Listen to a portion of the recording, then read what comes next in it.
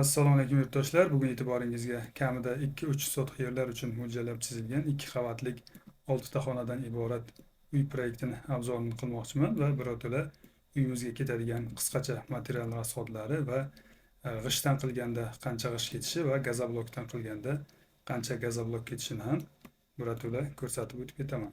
Mana bu yerda e'tibor bergan bo'lsalaringiz, materiallarning qisqacha xarajatlari, uyimizning parametrlari ko'rsatib o'tilgan. Mana shularni birma-bir sanab o'tamiz va bir boshdan boshlaydigan bo'lsak, avvalo uyimizning razmerlariga keladigan bo'lsak, eniga mana ko'rib turganingizdek 10 metr eniga va uzunasiga 11.40 bo'lyapti. Shu holatida birinchi qavatimizda 3 ta asosiy xona va qo'shimcha xonalar, ikkinchi qavatimizda ham xuddi shunday 3 ta asosiy xona va qo'shimcha yordamchi xonalardan iborat. Qisqacha fasad va orqa tomondan tanishtiradigan bo'lsak, uyimizning mana asosiy kiradigan eshigimiz 3 ta 4 ta zina bilan bemalol kiriladi va chap tomonimizda oshxonamiz bo'lyapti va bu tomonimizda bitta ota-onalar uchun yotoqxona bo'lyapti.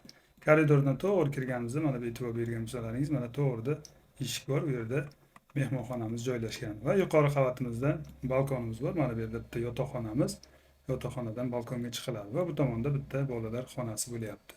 Va orqa tomondan tushuntiradigan bo'lsak, mana bu mehmonxonamiz, boya aytgan mehmonxonamizning oynasi va eshigi va shu yerdan orqa hovliga mehmonxonadan chiqib ketiladi. Va mana bu yerda zinaxonamiz, ikkinchi qavatga chiqadigan zinamiz va bu yerda bolalar xonalari joylashgan bo'ladi.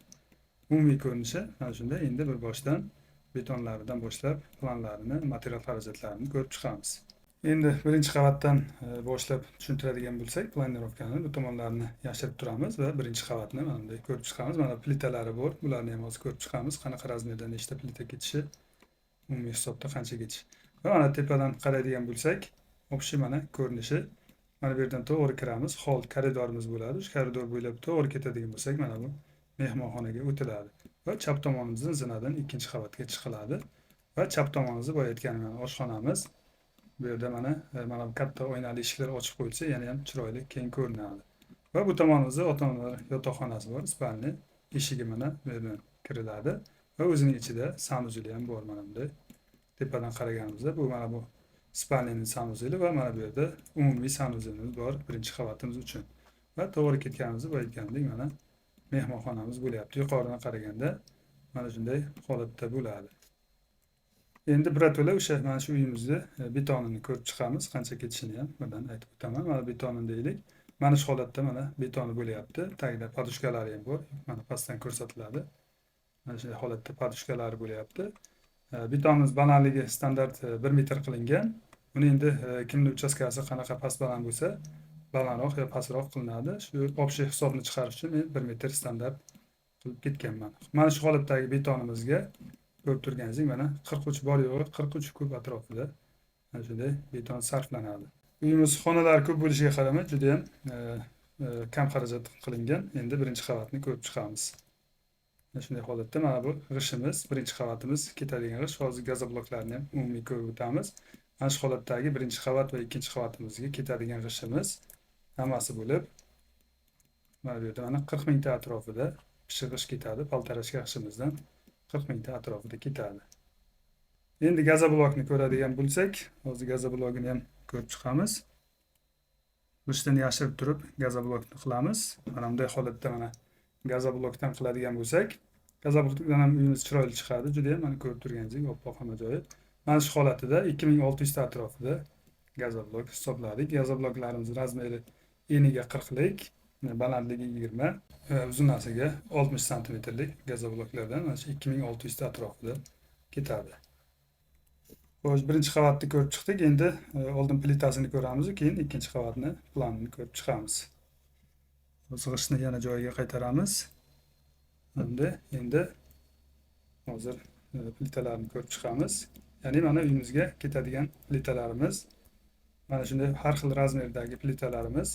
Umumiy hisobda 78 metr atrofida plita ketadi. Plitalarimiz o'rtacha O'zbekistondagi narxi hozir 180 ming, 200 ming atrofida.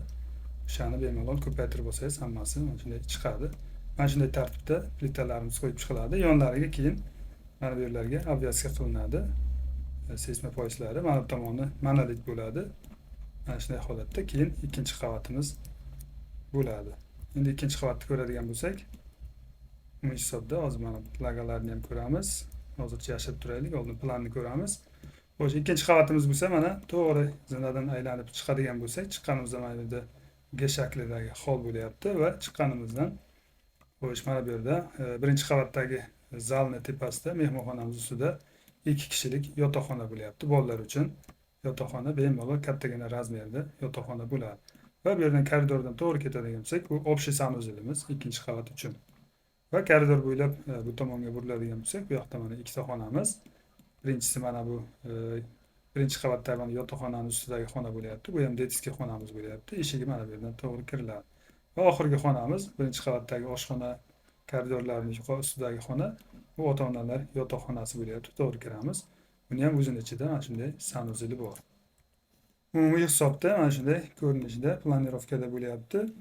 Va endi nimalarni ko'radigan bo'lsak, lagalarini bularni ham обрешеткасini ham o'chirib turamiz. Mana shunday holatda 5 ga eniga 5 uzunligi balandligi 18 lik yog'och taxtamizdan umumiy hisobda har xil 6 ligi bor, 4 ligi bor. Ikkalasini ham o'z-o'z kesiladigan joylari bor. Umuman hisoblaganda 170 metr atrofida mana shunday yog'och taxta laga ketadi. Va undan keyin ustidagi mana bu обрешетка vassalari, bularning umumiy uzunligi 660 metr atrofida hisobladik. Mana bu lassa qo'yib, ustidan keyin bemalol qamish to'shab yoki to'shamay, ustidan qog'oz yoki karton qog'oz to'shab, loy bosib, lumboz qilsa bo'ladi. Birinchi qavatimizda plita, ikkinchi qavatimizda arzonroq tushishligi uchun mana shunday lumbozdan foydalanilgan.